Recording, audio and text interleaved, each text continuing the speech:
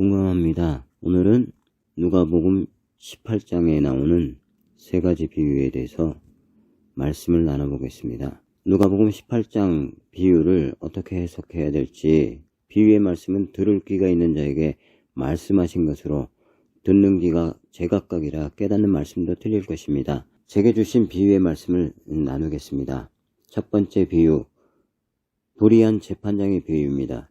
누가복음 18장 1절, 예수께서 그들에게 항상 기도하고 낙심하지 말아야 할 것을 비유로 말씀하여 이르시되 어떤 도시에 하나님을 두려워하지 않고 사람을 무시하는 한 재판장이 있는데 그 도시에 한 과부가 있어 자주 그에게 가서 내 원수에 대한 나의 원한을 풀어주소서 하되 그가 얼마 동안 듣지 아니하다가 후에 속으로 생각하되 내가 하나님을 두려워하지 않고 사람을 무시하나 이 과부가 나를 번거롭게 하니 내가 그 원한을 풀어주리라. 그렇지 않으면 늘 와서 나를 괴롭게 하리라 하였느니라. 주께서 또 이르시되 불의한 재판장이 말하는 것을 들으라. 하물며 하나님께서 그 밤낮 부르짖는 택하신 자들의 원한을 풀어주지 아니하시겠느냐. 그들에게 오래 참으시겠느냐. 내가 너에게 이르노니 속히 그 원한을 풀어주시리라. 그러나 인자가 올 때 세상에 믿음을 보겠느냐 하시니라. 주님이 비유의 말씀 중에 기도에 대해 가르치십니다. 그런데 중요 포인트가 기도를 이루어 주실 때까지 쉬지 말고 하라고 하신 것으로 보였습니다. 하지만 8절에 보니 인자가 올 때 세상에서 믿음을 보겠느냐의 말씀을 주셔야 될 것입니다. 앞에 말씀을 옳다 하신 것이 아니라 그렇게 한다면 인자가 다시 오셨을 때 너희에게 믿음을 그 기도 속에서 찾을 수 있겠느냐라고 되묻고 계신 것입니다. 주님께서 너희가 원하는 기도를 열심히 하면 당연히 들어주신다고 하십니다.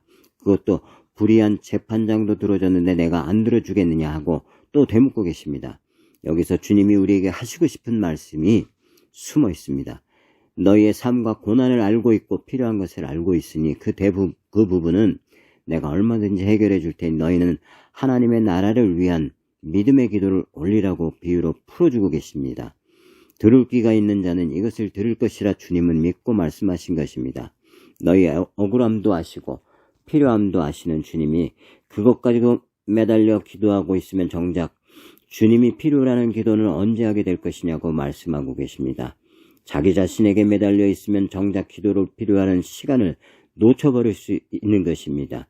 매 순간 눈앞의 것을 달라달라는 기도에 매달리면 주님을 도깨비 방망이같이 사용하는 것이 아니겠습니까? 그래서 그런 기도에 매달리는 자에게 주님은 중언부언하지 말라 하십니다. 마태복음 6장 7절, 또 기도할 때 이방인과 같이 중언부언하지 말라. 그들은 말을 많이 하여야 들으실 줄 생각하느니라. 그러므로 그들을 본받지 말라. 구하기 전에 너희에게 있어야 할 것을 하나님 너희 아버지께서 아시느니라. 너희가 내가 원하고 필요로 하는 기도를 할 때 내가 재림의 때 너희가 나를 위해 올린 믿음의 기도라고 보시겠다고 하신 것입니다. 아멘. 두 번째 비유를 보겠습니다. 바리새인과 아이에 대한 비유입니다. 누가복음 18장 9절, 또 자기를 의롭다고 믿고 다른 사람을 멸시하는 자들에게 이 비유로 말씀하시되 두 사람이 기도하러 성전에 올라가니 하나는 바리새인이요 하나는 세리라. 바리새인은 서서 따로 기도하여 이르되 하나님이여 나는 다른 사람들 곧 토색 불이 간음을 하는 자들과 같지 아니하고 이 세리와도 같지 아니함을 감사하나이다. 나는 일에 2번씩 금식하고 또 소득의 11조를 드리나이다 하고, 세리는 멀리 서서 감히 눈을 들어 하늘을 쳐다보지 못하고 다만 가슴을 치며 이르되 하나님이여 불쌍히 여기소서 나는 죄인이로소다 하였느니라. 내가 너에게 이르노니 이에 저 바리새인이 아니고 이 사람이 의롭다 하심을 받고 그의 집으로 내려가느니라. 무릇 자기를 높이는 자는 낮아지고 자기를 낮추는 자는 높아지리라 하시니라. 사람들이 예수께서 만져주심을 바라고 자기 어린아이를 데리고 오매 제자들이 보고 꾸짖거늘 예수께서 그 어린아이들을 불러 가까이 하시고 이르시되 어린아이들이 내게 오는 것을 용납하고 금하지 말라. 하나님의 나라가 이런 자의 것이니라.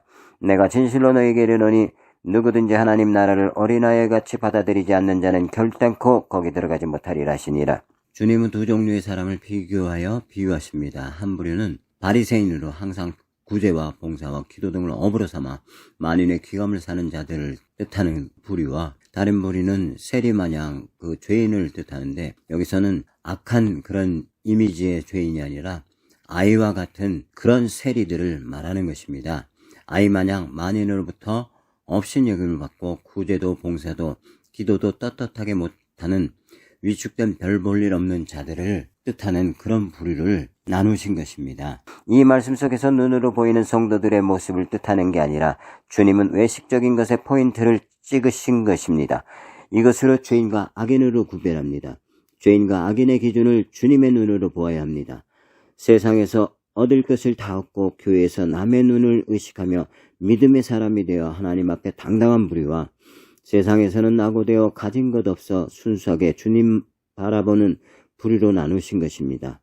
주님은 로마서 3장 10절에 기록된 바 의인은 없느니 하나도 없으며 라고 말씀하셨듯이 의인은 없다고 하셨는데 자신의 행위로 자신을 의롭다 여기는 사람들을 바리새인이라 하시며 자신을 주님이 없으면 살 수 없는 자라 여기는 자들을 어린아이처럼 주님만 바라보는 심령이 가난한 자로 보고 계시는 것입니다.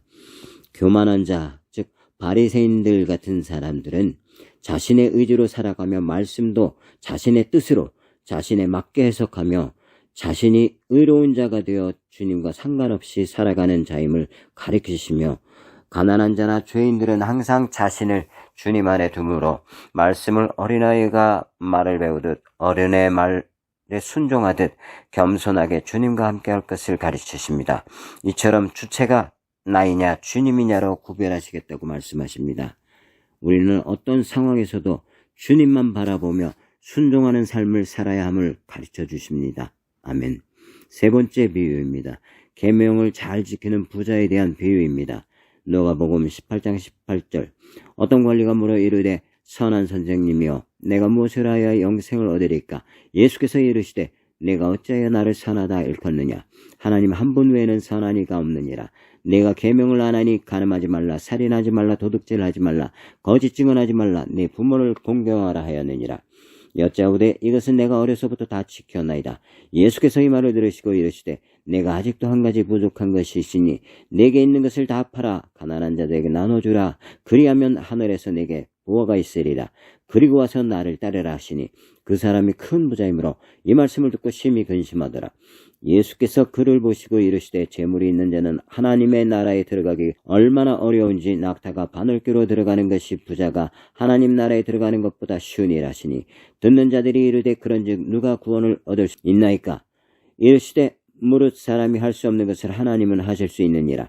베드로가 여짜오되 보옵소서 우리가 우리의 것을 다 버리고 주를 따랐나이다. 이르시되 내가 진실로 너에게 이르노니 하나님의 나라를 위하여 집이나 아내나 형제나 부모나 자녀를 버린 자는 현세에 여러 배를 받고 내세에 영생을 받지 못할 자가 없느니라 하시니라. 주님은 낙타와 바늘귀로 부자들의 상황을 설명하십니다. 여기서 이스라엘은 성전 뒤편에 사람이 간신히 드나들 쥐구멍처럼 문을 만들어 놓고 그것의 명칭을 바늘귀문이라고 합니다. 그것을 비유했다고 하시는 분도 계십니다. 그래서 부자라고 무조건 못 들어가는 것이 아니라 우겨싸서 죽도록 고생하면 들어갈 수도 있다고 하는데 여기서의 비유는 그것을 말하는 것이 아닙니다. 여기에서 포인트는 그 바늘귀, 그러니까 그 문 얘기가 아니고 바늘의 귀, 그 안으로 낙타가 들어가느냐 못 들어가느냐 이 말씀을 하는 것입니다. 주님의 비유는 불가능하다는 것을 강조하시는 거였습니다. 주님이 말씀하시고자 하는 포인트는 주님이냐 아니면 내 것이냐를 정확히 하라는 것입니다. 내 마음에 버리지 못하는 마지막 미련, 내 마음의 우상을 주님은 버리라는 것입니다. 재물이 많은 청년은 다른 것은 다 지키고 포기했을지라도 재물 하나를 포기를 못하고 결국은 믿음이 없었던 것처럼 떠나가 버립니다. 청년은 주님보다 재물이 없으면 미래가 암울할 거라고 걱정한 것입니다. 그것이 그의 발목을 잡아 주님을 못 따르는 결정을 하게 된 것입니다. 주님은 재물이라 하셨지만 재물만 뜻하는 것이 아닙니다. 내 마음에 하나님보다 더 큰 것이 있으니 그것이 나의 우상인 것입니다.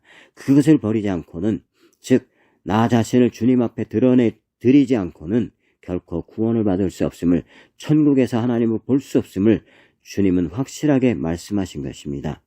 내 마음에 가득 찬 재물과 같은 하나님을 대신할 존재, 그것이 나와 주님의 관계를 끊게 하며 그로 인해 나의 신앙, 나의 구원, 나의 계획 속에 살아가며 나의 영이 죽음으로 빠져드는 것입니다. 우리의 삶은 주님 것이라 고백하며 나의 모든 것이 주님 것이라 인정할 때 주님이 나와 함께 하시고 나를 영원토록 인도하시는 것입니다. 아멘. 비유는 아니지만 누가복음 18장 끝에 있는 말씀을 나눠보겠습니다. 누가복음 18장 31절 예수께서 12 제자를 데리시고 이르시되 보라 우리가 예루살렘으로 올라가노니 선지자를 통하여 기록된 모든 것이 인자에게 응하리라. 인자가 이방인들에게 넘겨져 희롱을 당하고 능욕을 당하고 침뱉음을 당하겠으며 그들은 채찍질하고 그를 죽일 것이나 그는 3일 만에 살아나리라 하시되 제자들이 이것을 하나도 깨닫지 못하였으니 그 말씀이 감추었으므로 그들이 그 이르신 바를 알지 못하였더라.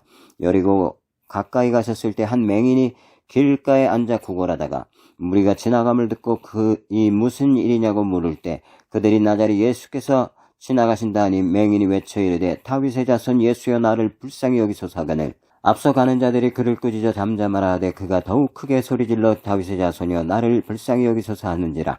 예수께서 머물러 서서 명하여 데려오라 하셨더니 그가 가까이 오매 물어 이르시되 내가 무엇을 하여 주기를 원하냐. 이르되 주여 보기를 원하나이다.